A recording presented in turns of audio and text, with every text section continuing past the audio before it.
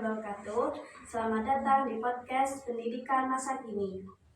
Saya Rizky Tarwalidia dan saya Faridatul Mahbuba. Episode kali ini saya akan membahas salah satu topik yang sangat mendasar, yaitu landasan pendidikan. Kenapa pendidikan begitu penting dan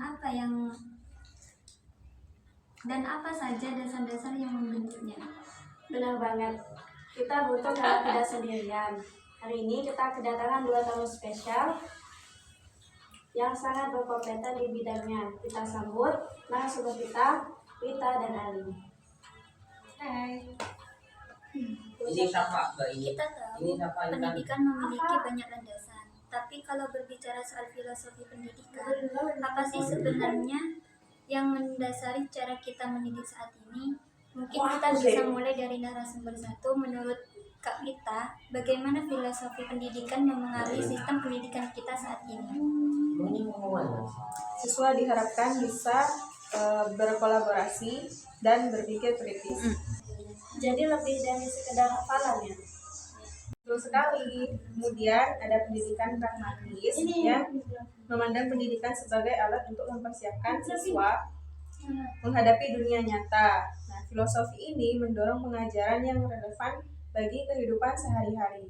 Jadi apa yang dipelajari di kelas itu harus bisa diterapkan dalam situasi kehidupan yang nyata. Menarik sekali. Jadi pendidikan bukan hanya soal mendapatkan nilai, tapi lebih pada bagaimana kita bisa menggunakan ilmu itu di kehidupan sehari-hari. Kalau berbicara tentang pendidikan, terutama di era digital ini, kita pasti tidak bisa lepas dari peran teknologi. Nah, mungkin Kak Ali bisa berbagi pandangannya bagaimana teknologi mempengaruhi pendidikan kita sekarang. Jadi teknologi memang memainkan peran besar dalam pendidikan modern, terutama sejak pandemi.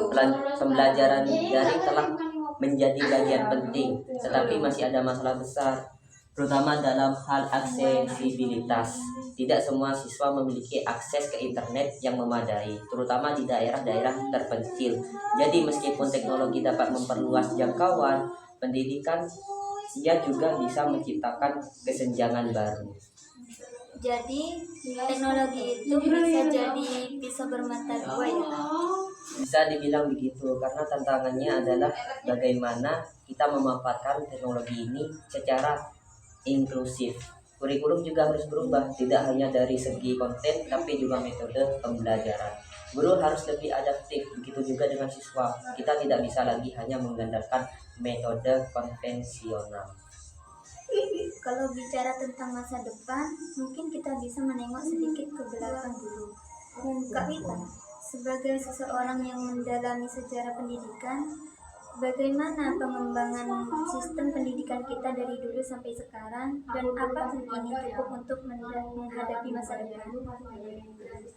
Kalau kita lihat dari sejarah, pendidikan di Indonesia memang mengalami banyak perubahan.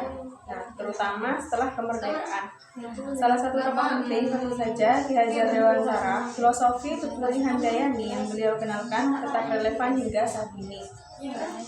Karena menempatkan siswa sebagai pusat dari pendidikan, tapi tantangan ke depan jauh lebih kompleks.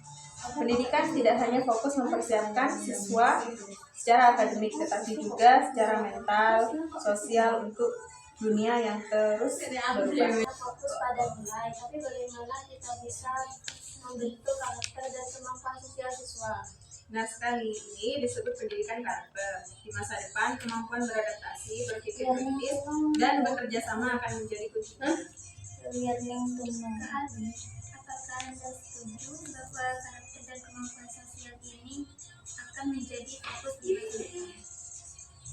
Sangat setuju. Dengan semakin cepatnya perubahan di dunia kerja dan teknologi, kita butuh siswa yang tidak hanya cerdas tapi juga punya mental yang kuat.